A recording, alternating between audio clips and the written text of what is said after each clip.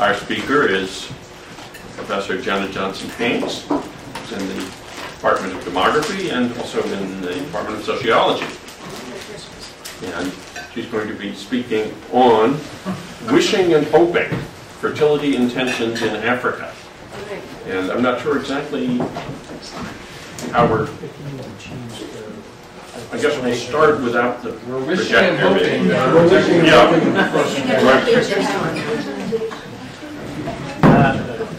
Turn on mirroring. There it is. It's contagious. Yes, the projector illnesses are contagious. Do you want to talk and someone else can fiddle with your computer? That would be great. So while we're wishing and hoping that the slides will appear, I'm just going to start to talk.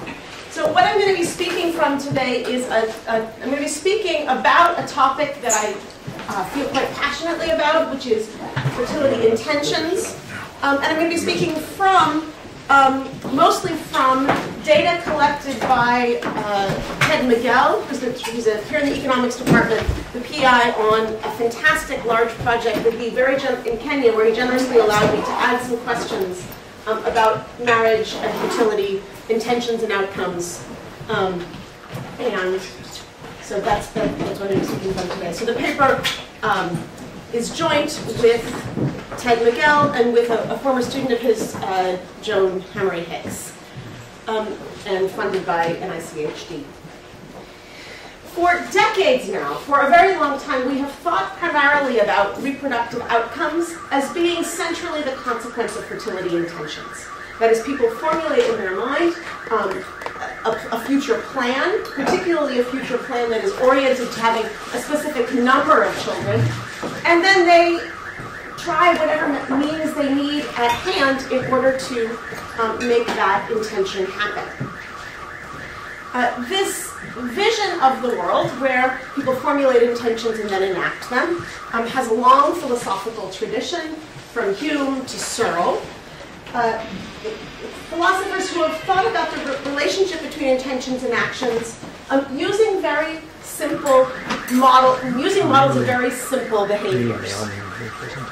And it would be really helpful to have some slides at some point here. Your machine is locked up. My machine is locked up.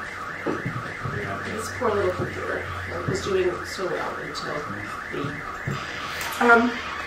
like in the example that developed by Searle here in the philosophy department, where he says that let us imagine, let us take the example of opening a window.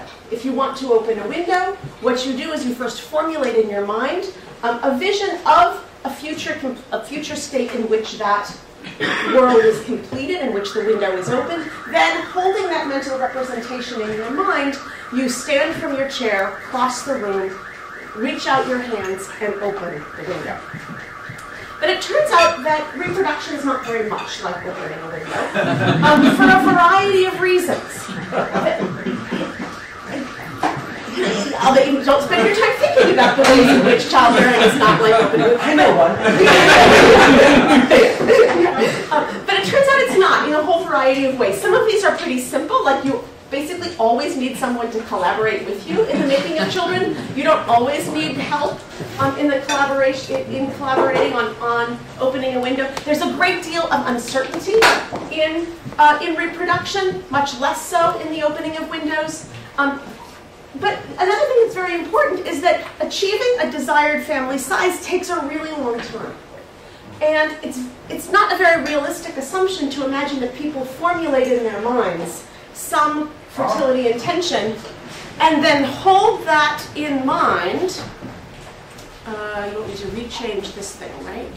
Yeah. Hold that thought. Hold that thought. To what? Go up 1, 10, 24, 768. 10, 20, what?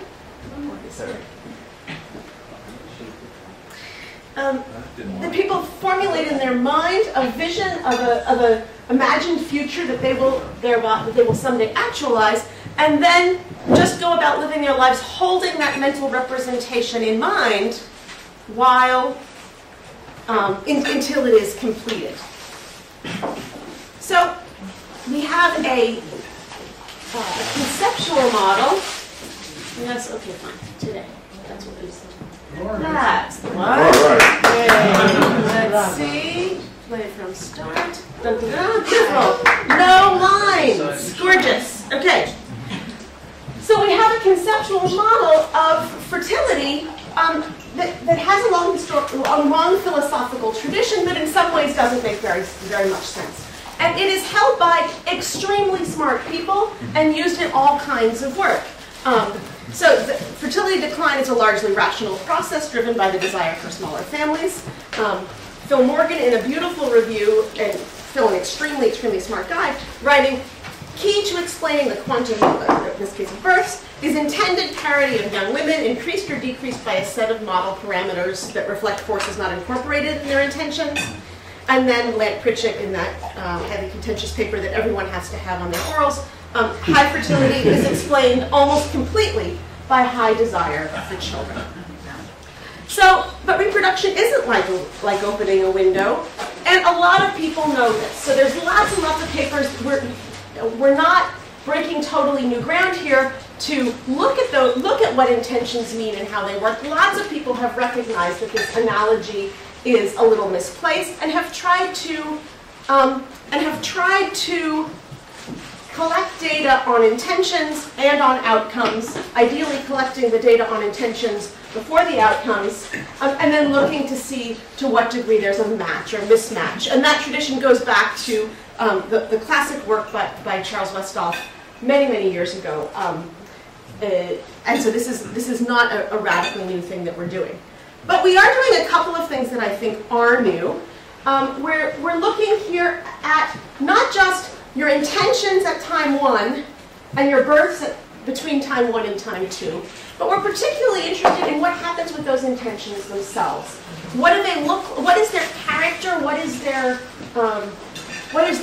kinds of creatures are they, even at time 1? And then what happens to them at time 2? So we're particularly interested here in the ways that intentions themselves may change, and also the ways that intentions may be vague or underspecified or unimportant. That fertility intentions might just not be that important to people compared to all the other intentions that they're trying to act on. So to do this, I'm going to be speaking today from data from the Kenyan Life Panel Survey, phases 1 and 2. This is, as I said, Ted Miguel's project. It is a longitudinal design with two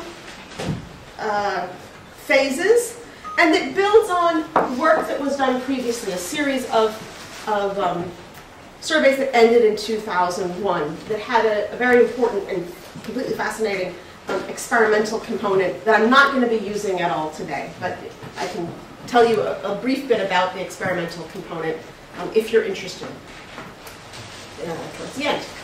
A lot of important things about this survey that make it so special.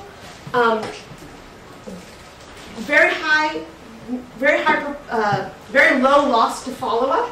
This is kind of exceptional in poor countries. It's extremely difficult to follow people, even in rich countries, and particularly in poor countries. And since most of this work was done before cell phones were widely available in Kenya, it's even more amazing. But these give you numbers that are a good 10 to 20% higher than, for example, some of the Malawi project. And Ted and his group were able to do that because of this very elaborate and just kind of genius technique that they used for following people, following them wherever they went. So from Kenya into Uganda to Tanzania, one respondent was interviewed in London, really working very hard to follow people. The full sample is large. I'm here only using a very small subsample of 354 women who were interviewed with this much more intensive, what do you call those things that you add into a survey? Module. Thank you. On fertility intentions. But the full survey has extraordinarily rich information about education and household and work and all sorts of incredible things. A very nice set of cognitive measures that are in that survey. Kenya, if you don't remember, Kenya is in East Africa, and the survey is done in the area around Busia. So here's Kisumu, we're talking right here.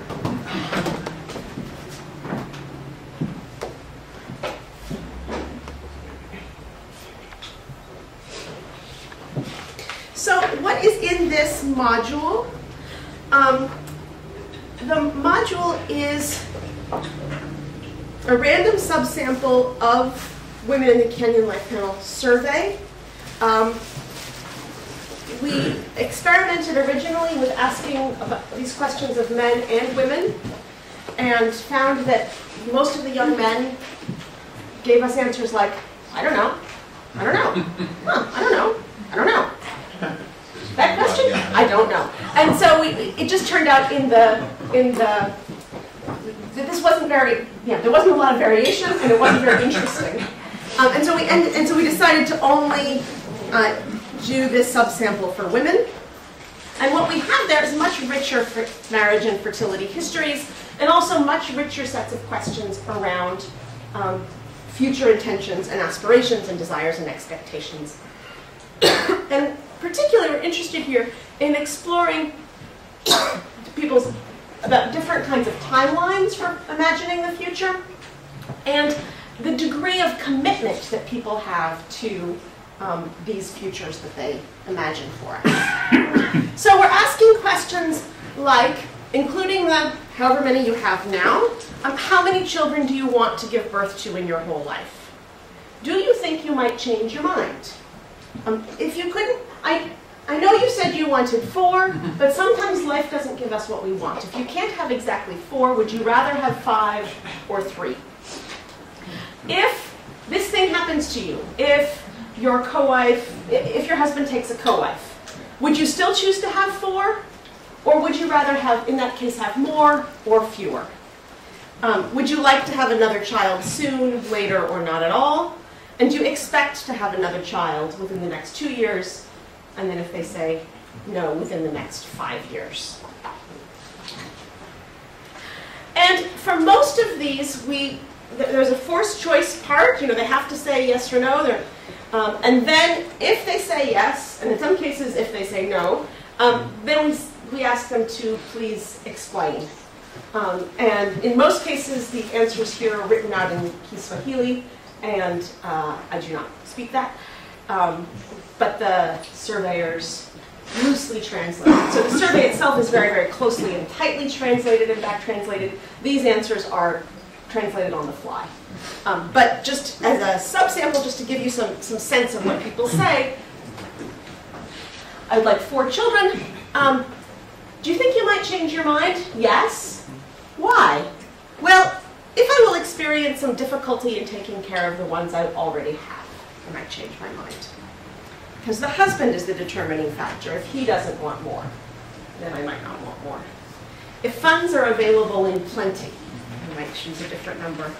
If I am bewitched, or if my husband goes far from home, and yes, I plan to change my mind when I am old.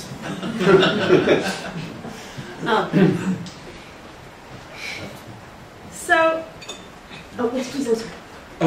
Yes, and I should say, please do. I talk a blue streak, but please do interrupt me. You need to be more forceful than Ron. Well, I noticed that there aren't any questions about, or responses about, if a child dies. You decided it would be people who take it as bad luck or something? No, in our list of things, you'll see our list of things. We give them a list. If this happens, will you change your mind? If this happens, will you change your mind? If this happens, will you change your mind? And we do have child deaths in there. The answers that I just showed you were from a part of the survey before that. So we first ask, what do you want? Might you change your mind? If yes, free choice. Anything you want to tell us about why. And you're right. Child death appears, I can't say it appears never, but it appears very rarely. Not a common reason for people to say they want a different number. And then later in the survey, we give them this long list. Yeah.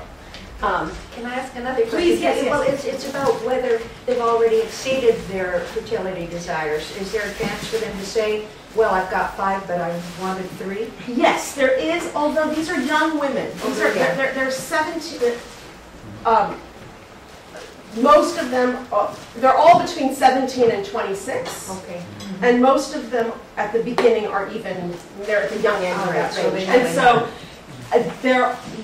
there are a couple of women who do answer, I want no more, but those, for the most part, those are women who have none, and it appears to be one of those cases where the question we're asking and the question they're hearing are not quite the same question, because they say, I want no more, how could I have children? I'm still in school. And so I don't, so because they're young, most of them have not yet achieved desired family size. Even the desired family size is actually quite small. Okay. So, I'm not at all following what I planned to tell you. Okay.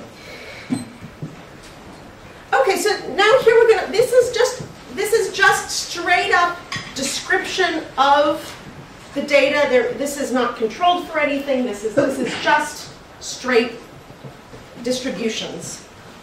And it's distributions from 2 questions in each of 2 surveys, KPLS 1, first phase, and then coming back 3 years later and asking questions of the same women.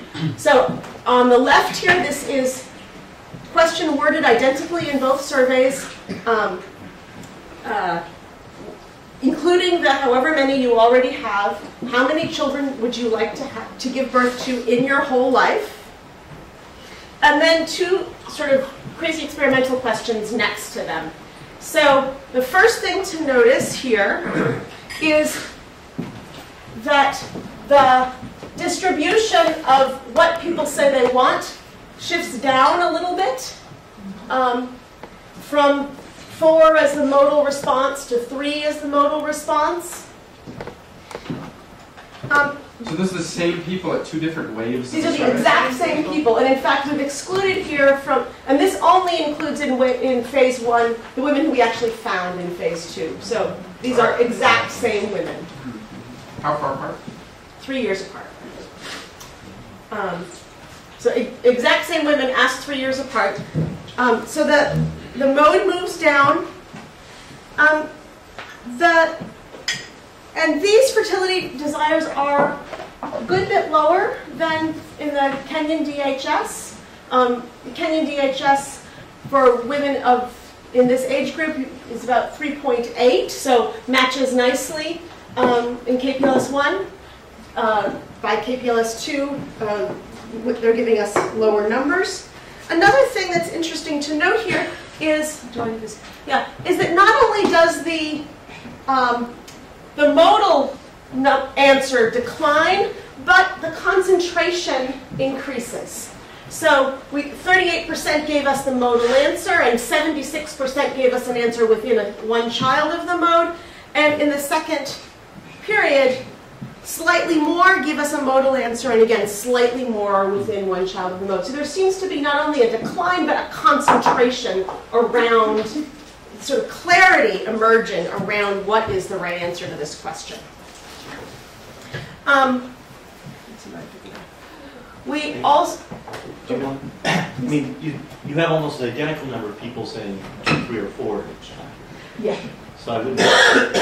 That's fair. My usual measure of concentration is within one of the mode. Right? You have very similar concentration. Yeah, that's fair. Well, you've lost the 7, Yeah. 7 plus, and And you Yeah, gained it's a one. little more concentrated. The It's total in just 2, 3, and 4. I'm You might measure the total in 2, 3, and 4. It is. We can move on. I just want to It say is- that's not the only measure of concentration. Absolutely agreed. Absolutely agreed.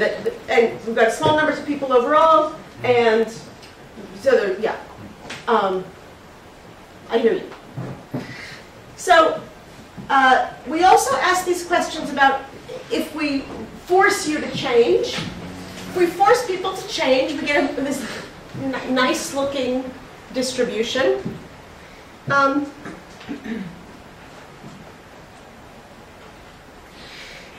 I'm not going to say much more about it, but I want to talk about this one. This is the recalled desire of number of children 3 years ago. This is the closest, so we asked them, imagine yourself 3 years ago. What number of children do you think you would have wanted then?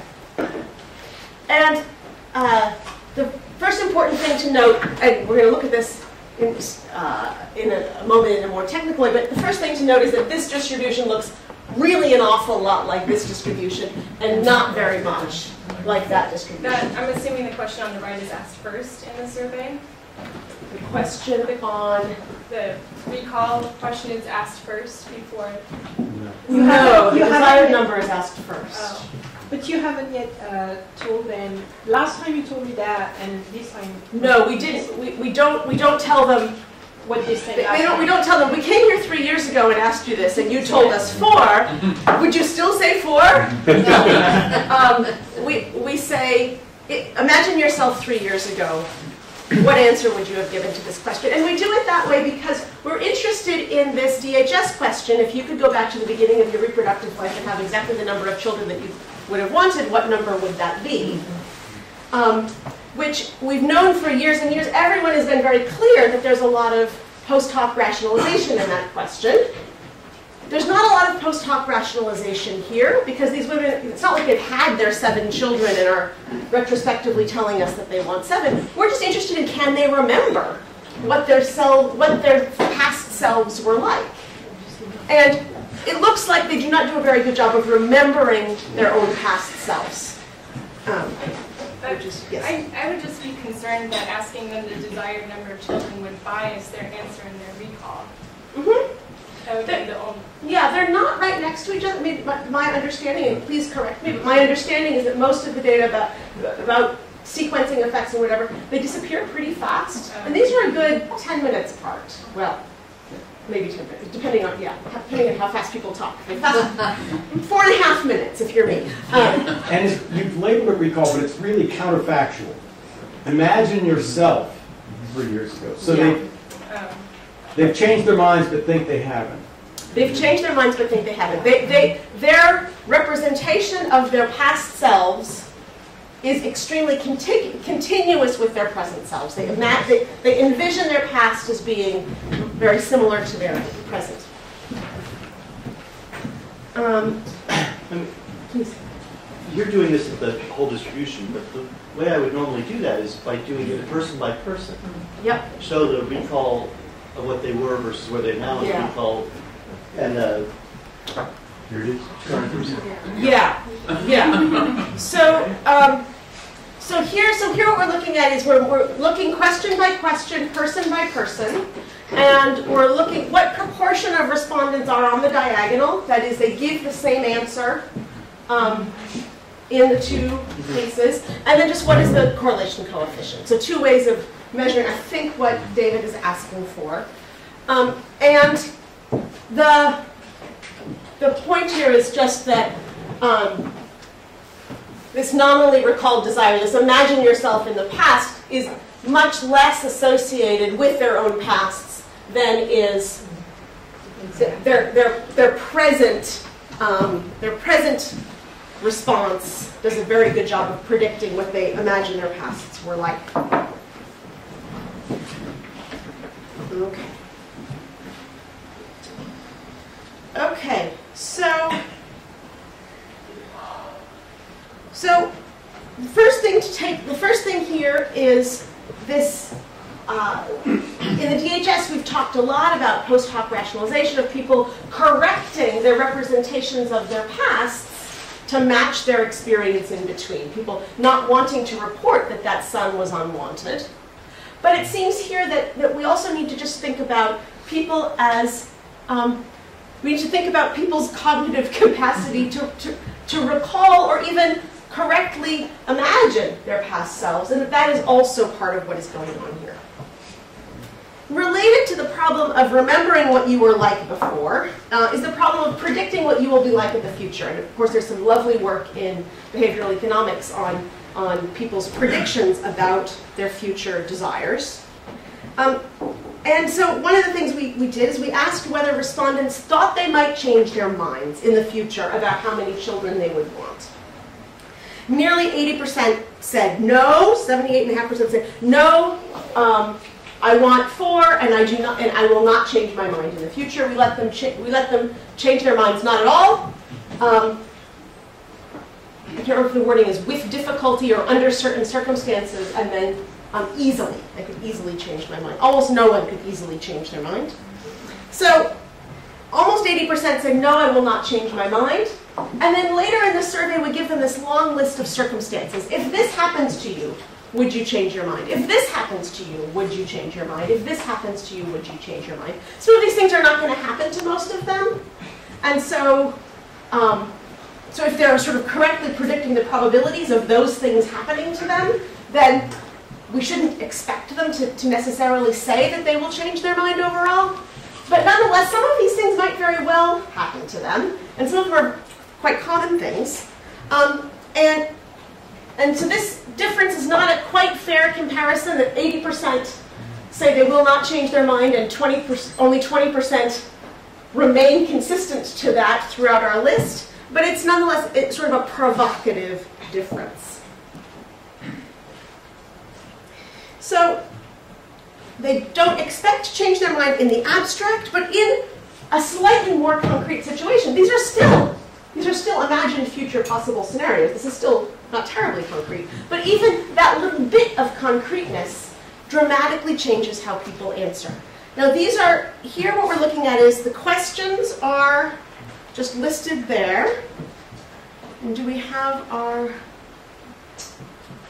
Yeah, so we have one of your children dies in infancy. Yeah. So you've got your questions. Green is the proportion of people answering that they would still want the same number. Red is people who answer that under that scenario they would want more. And blue is people who answer that under that scenario they would want fewer. So now, are these asked in order, or did you sort them? These are sorted by, here they're sorted by the proportion answering that they would want fewer. Okay. And I do not have here the sequence in which they were asked.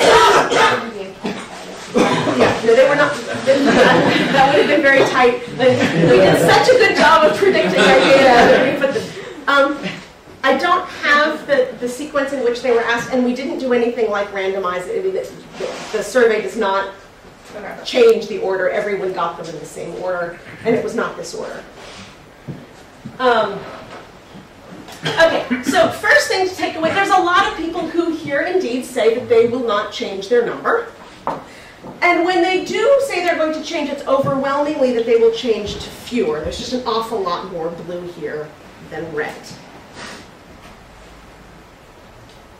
And that is very interesting. There's a couple of cases where we have nicely matched questions where we're picturing similar scenarios. In one case, your situation improves, or your situation improves in one direction, and in the other case, in the opposite direction. Clearly, with the finances, we see that people's responses are very, very asymmetric. If people's finances improve, a small number say that they would want more, but not so many. If your finances worsen, there's a very strong tendency to want fewer.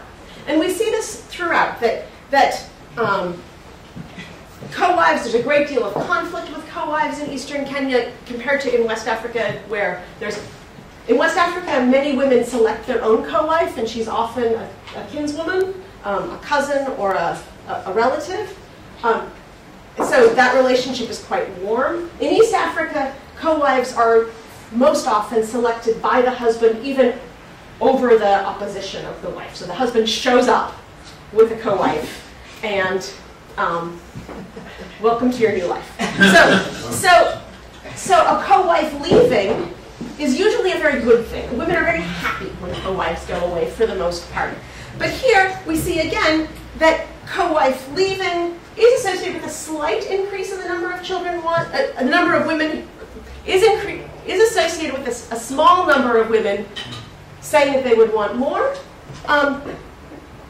Whereas the opposite, your husband taking a co-wife that you didn't know about, is associated with a much larger proportion of women who will change. So, yes, please. Oh, do these distributions change by parity, and what's the average parity of these respondents? It's under 1 at KPLS 1, and it's 2 and 2. Yeah, around 2 by the second one. Yeah, this is the other thing, is that when we wrote these questions, we wanted to write questions. Our original fantasy was to have common enough things and a large enough sample that some of these things might happen to some of these women. And we could see, you said that if a co-wife showed up, you'd change your mind, did you? And it turns out that 3 years and 350 women is just not enough. So that we have a few cases, but I'm talking about, at that point, individual women, and it's, yeah. Okay, so second thing, sort of interesting point to think about is when, at least in this context, it appears that for the most part, when women are answering our questions about how many children would you like, they're answering the question, if life goes well for you, if things turn out the way you would hope, then how many children do you want? They're not answering the question, do a pretty good job of predicting the probabilities of your finances being good or bad, and given that assumption about how things will turn out, how many do you want? Okay.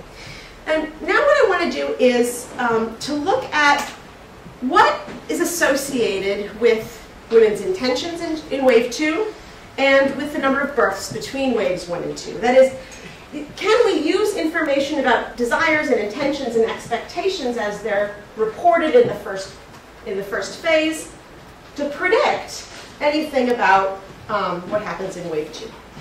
So of course we're going to use regression for that, and I am emphatically not going to make causal claims here, but just try to look at some of these associations. In the data that I'm showing you, we're controlling for a gazillion things. I'm not sure that's a good idea. So I'd be curious about specific items, but I'd also be curious just about your general intuition about whether we should control for a zillion things. The sample is small. It works against finding measurable associations. But that's what we're doing now. And we're going to first look at the stability or changes in desired numbers, and we're going to do this in 2 ways. We're going to just use OLS to look at the direction and magnitude of changes in this desired number of children.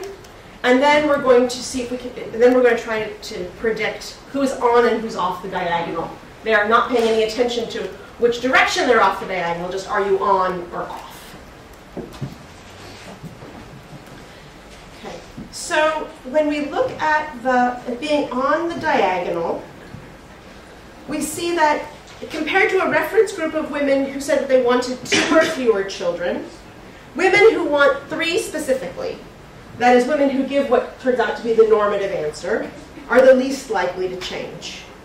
Women who report higher desired numbers are not measurably different from the reference category. Shorter term measures, like expecting a child soon, are not associated with being on the diagonal. In the OLS, where we're predicting the direction and magnitude of change, if we tried both models both ways, this one fits better if we just use a single linear variable for the desired number of children, and that is the more children that you want. This doesn't mean that you're more likely to change. It means that if you change, you more reliably change downward. This is not surprising. It is precisely what Kesnel-Vallée and Morgan find for the US. It's probably what any rational human would have guessed we would find. But there are some results here that are a little bit interesting. some of them are what we would expect, that when we force them to choose more or fewer, those who under forced choice choose more. When they switch up. Good. Some are a little bit puzzling. I don't know how to interpret this. That women who expected a child within 2 years, when they switch upward. Some of those are maybe pregnant, or is pregnancy controlled? This is, it says, we ask about their pregnancy status, and the question says, including the children you have now, we ask if they're pregnant, further on, including the 2 children you have now and your current pregnancy, how many children do you want to? So we intend to include the pregnancy. Whether they do, I don't know. We try. Jenna, wouldn't be people who are pregnant or already have kids who are selected for people who want to have kids? And therefore, they're already in the having kids mode, so if they're already doing that, they might want more kids. Whereas women who aren't having kids and ones who actually don't want as many kids. Yeah, it's, when we look at the kids, when we look at actually what happens with births, it doesn't work as neatly as that, it turns out. Yeah, and like I said, we're controlling for everything in the universe. We're controlling for Cattle. We're controlling for cattle, including we're controlling for how many pregnancies have you had and how many live births have you had at wave 1. So, but yes, I am not going to stand here and tell you that by controlling for stuff I have dealt with selection, and that's why I'm not making any causal claims about this. That's one of the reasons. Okay. So when we look here at stuff that happens to them, did you get married? Did you end up staying in school through the whole duration? Did you have another birth between the 2 waves? For the likelihood that you are on the diagonal, none of that is measurably associated with being on the diagonal, although all the coefficients are negative, for what it's worth very little. Whereas if we're looking at magnitude and direction of change, getting married between the waves, and getting married between the waves we would expect to be associated with an increase, probably. Being still in school, it's a little peculiar. It goes in not the direction we would have anticipated. It does not go in the direction we anticipated. Cattle. We thought cattle would matter. Cattle don't matter. Okay, so now we're going to look at fertility outcomes. Between wave 1 and wave 2, did you have a birth or another birth? And this is just any births, and that's because the number with 2 or more is very, very, very small. So we just put it with any or none. And we're modeling this in 2 different ways, or it's the same equation, just treating the desired number of children in 2 different ways, just as a linear variable, and then in these categories. Now, in both cases, we find a negative association between long-term intentions, how many do you want overall, and whether you progress to a birth or another birth. This is not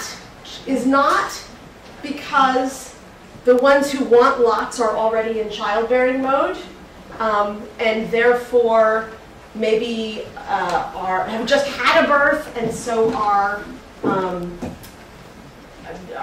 in lactational amenorrhea or something, because we're controlling for that.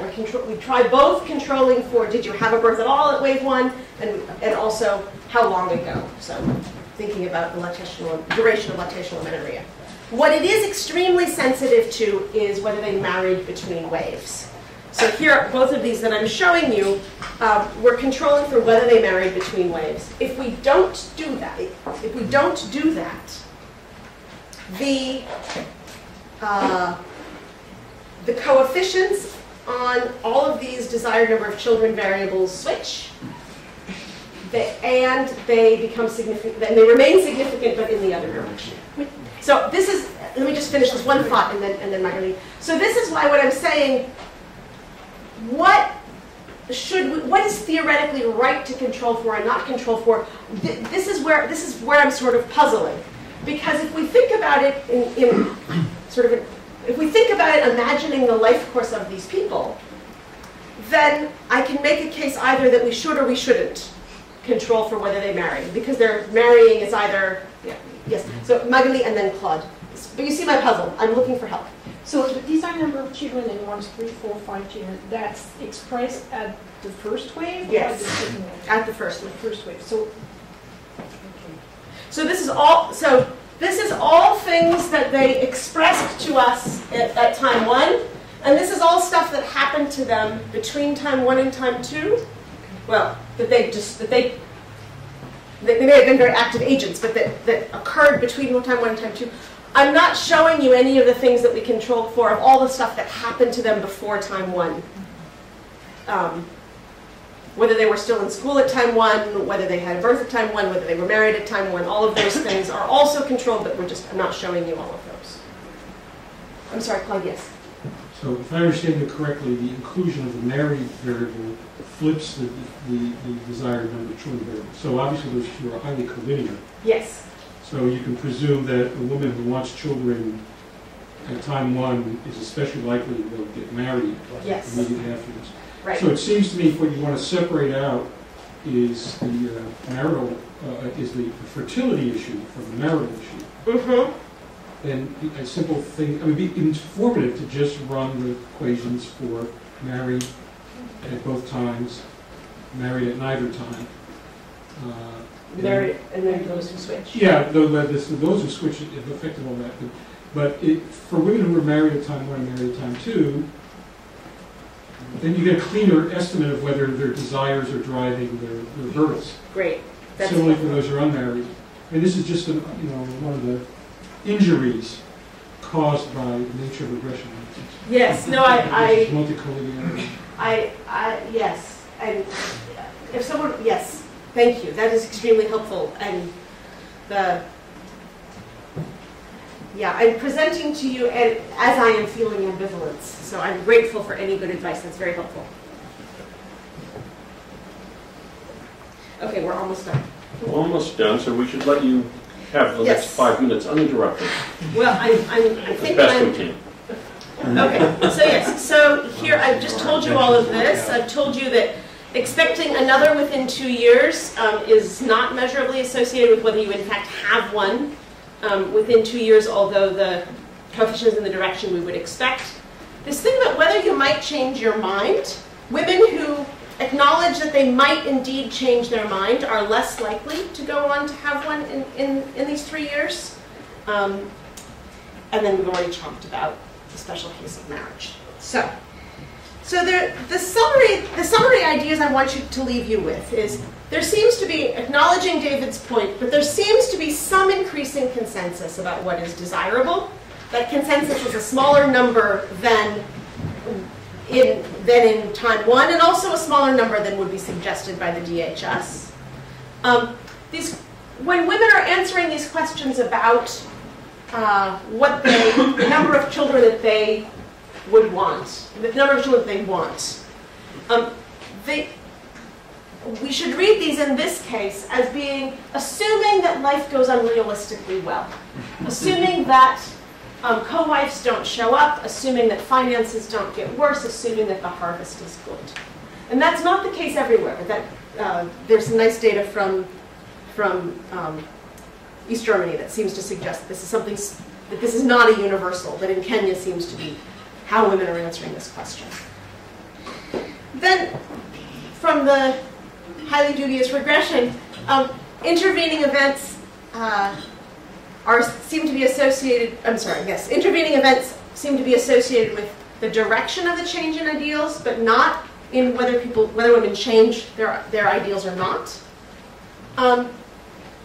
The intentions short and long-term intentions are either not associated or negatively associated with births. And this is a little puzzling, and I think Claude's point about dealing with this question of marriage is the next thing to look at. And then of the intervening events, marriage is the story. It is the only thing that's associated with birth, with whether or not women give birth.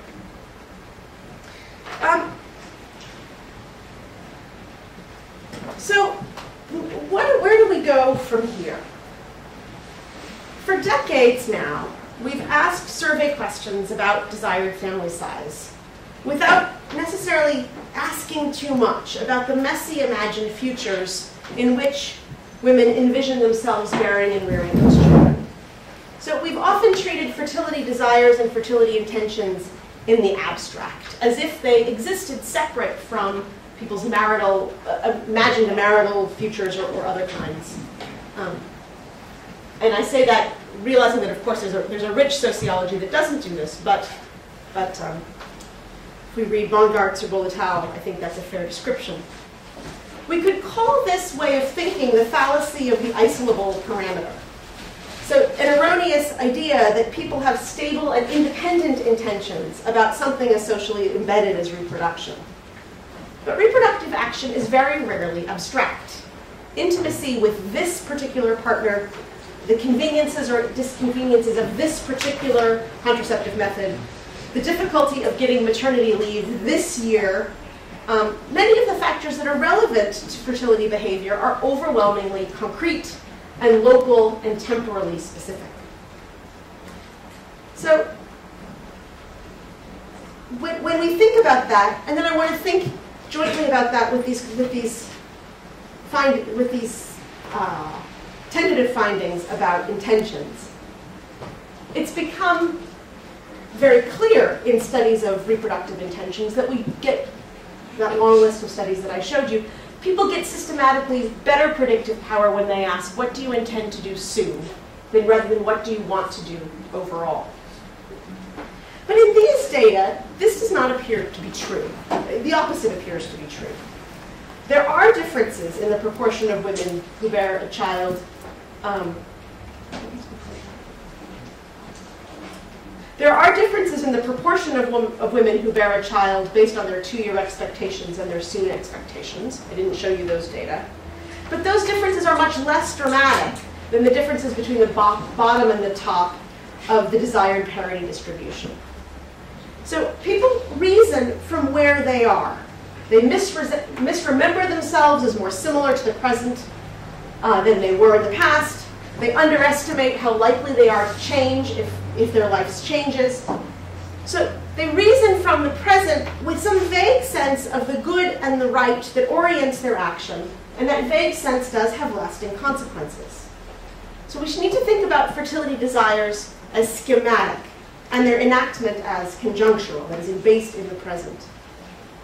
Pascal, many years ago, made a distinction between la raison fine and la raison de géomètre, the refined reason and the reason of the geometer. We've too long assumed that reproductive actions are achieved by geometers. But I think that we can see, I think that this data leads us to suggest that the reason of reproductive actors is a raison fine. Thank you.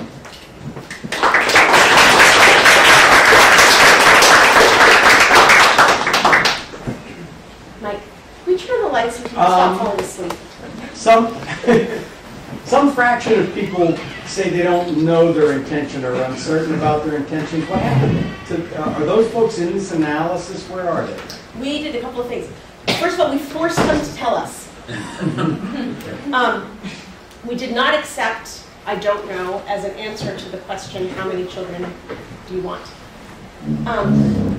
I expected that to be a huge problem, and it was a remarkably small problem. There were very few cases where our field interviewers reported having fights with women over this. And also the soon question? Because you've evoked Phil Morgan. I'm sorry, yes. So with the soon question, There, we offered the options soon, later. I think we have not at all, although we don't make much sense of that, and I don't know. Okay. It's interesting though, these women claim to know. So coming from Cameroon and Burkina Faso, I expected massive I don't knows. And we didn't get them. And I don't know if that is in part because these are, by definition, people who have been asked very lengthy surveys by economists and their colleagues for a decade. And they know conditioned respondents. And they know that they know very well that the survey goes a lot faster. Give an answer. I don't know, but yes. I expected a lot more I don't knows than we got, particularly also because the men kept saying they don't know. Maggie, I don't know the order. I'm sorry, Maggie and then Ken. Well, so two things that sort of follow up on what Mike was asking. The first is, did you have any way for the interviewers to record whether I don't know was their first answer? So, like, if you ask them and they say I don't know, and then you force them, the first I don't know could still be interesting. That's great. I don't know, and I don't think so. It's not well, you should. No. Please tell us anyway. No. And then because if I say yes, you'll ask why. And then, so I was also wondering whether in that other data, whether there's any information about intentions or expectations about other domains of their lives, and whether you could potentially look at fertility in the context of other, expectations. It might be interesting to see whether they choose more or less. There is some. So there are questions asked about whether you expect your income to increase or decrease in the next 12 months. But there's not a nice, rich, bean study of how likely it is that you're going to go to the market. Or there's not anything like that. Yeah. But there are a few expectations questions about income. Mm-hmm. That would be nice. Ken, please. So the picture you bring out in the real world is then complicated, and it would not be easy to use these data to then have the refined measure of action relevant intention without dozens and dozens of questions feeding into the scale. This is not the kind of research that goes to the improvement of knowledge, attitude, and practice surveys or something like this. Presumably, its wider relevance is to the ongoing big debate between demand-driven and supply-driven fertility change. And so we'll get interested in intentions because they see that as the proximate variable to use if you think that fertility is demand-driven. One way of reading your results would be that now that fertility transition has progressed to the point where we're talking about differences between 3 and 4, 2, 3, and 4, that we're out of the 7, 8, 9, 10 world, that fertility demand has become so contingent, so shapeable by events that will be highly random across settings, personal changes, and other things, that whatever is left to predict fertility change has got to be on the supply and access side. Are we reading too much into the long-term implication of what you're finding, or is this where you're going? It's a very nice question.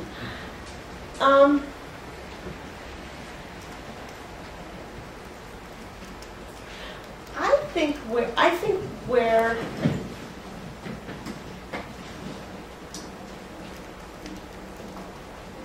first of all, I think that the debate between supply and demand driven is makes a great deal of sense if you begin with first principles and reason to a debate. And makes a lot less sense if you start with an empirical description of people making fertility decisions and then try to reason back to whether it's driven by demand for children or supply of contraceptives. I just think it's a debate that has emerged in the literature because literatures like debates, and because it's a fight over the allocation of resources. And it's a fight over the allocation of resources. Yes, yes, but that. I'm sorry. You change hearts and medicine cabinets. Right, but that realistically, both hearts and medicine cabinets matter, and most of, with the exception of the occasional lamp Pritchett, most papers say there's a middle ground, and the middle ground is where the action is.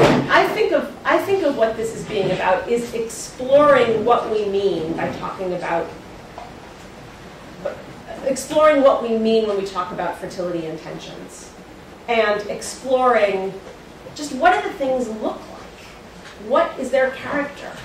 And if we begin with once we say, okay, well, we can't treat the relationship between intentions and actions as relatively mechanical, then we just need to think about, well, how can we treat them? And what... So I think the honest answer, Ken, is that I am neither capable nor willing to say much of anything that would be of use to anybody. that where I am comfortable is pretty far from policy. And I know that's totally dissatisfying. I apologize. Ron. Basically, I'm a geometer. You're my favorite geometer. And I think this is a lot like deciding to open a window, which is also full of contingencies if we stop and think about all the things that could happen. But I suspect that change from a mode of 4 to a mode of 3, mode of 3 is extremely important, and it's just over a 3-year period. That's very quick. And, of course, it's all very complicated. We mostly look for simplifying assumptions, simple stories we can tell, and I still think of the target fertility as, yes, it changes over time. On the other hand, it seems to work out pretty well on average, and that's not inconsistent with your point that, well, for some people income goes up, for others it goes down, for some their husband's nicer than they thought, for others it's worse. All these things average out, and so a typical result at least used to be that, yeah, on an individual basis, these intentions don't predict outcomes very well, but on average, they do a very good job. So I would stick with that orientation myself. So I have some other questions, but that's the main. So the point that Ron is making that on the individual, that if we look at the aggregate, fertility intentions do a great job, for example, of predicting national fertility. So Pritchett has that beautiful graph that you will all memorize that just shows for all 3 measures for wanted family size, desired family size, and ideal family size, and the TFR. In each case, you get this very nice correlation coefficient between aggregate intentions and aggregate outcomes. When you look at it within countries, it falls apart. So for Cameroon, if you do this, look at the association between the response to this question, if you could go back to the beginning of your reproductive life, and completed family size totaling 45 to 49, the R-square is 0.02 and the slope is flat. And Cameron... 0.02 is not so bad. Their papers have been published. And so Cameroon is actually the most extreme case I've looked at in Africa. Although it is the center of the universe, on this particular parameter, it is an outlier. But in all the African countries, you get a substantively similar result, which is that within countries, there's very little association. And then the question is, well, what do we make of that? What I make of it is that the association that Pritchett gets is driven by the fact that African countries are different than other countries, and